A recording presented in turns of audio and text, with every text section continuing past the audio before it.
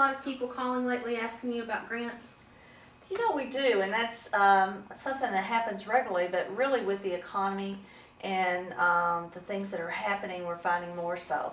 And the biggest piece, I think, is really helping people understand that there are no general grants, as we all know, contrary to what's on television and what we see in every other venue, but there are no grants for general small business startup or development.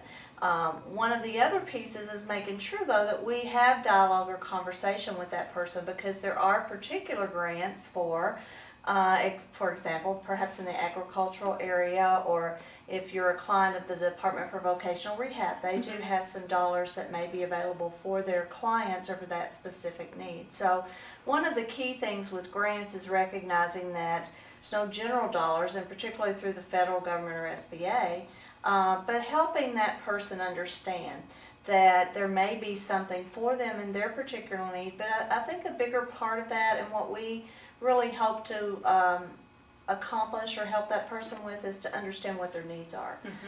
Because if they have, they're obviously asking for a grant because they're looking to either start a business or grow a business or need some support in expanding their business.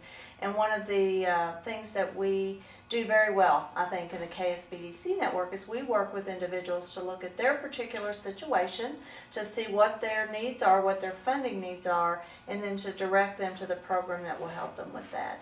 And I know that as a center, as a consultant in one of our centers, you run into that as well as things. So what are some things you're seeing?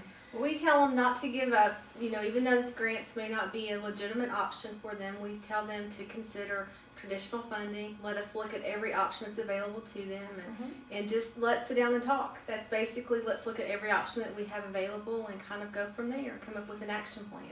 Yeah, I think we all get distressed when we see the commercials on television or we get the mailings.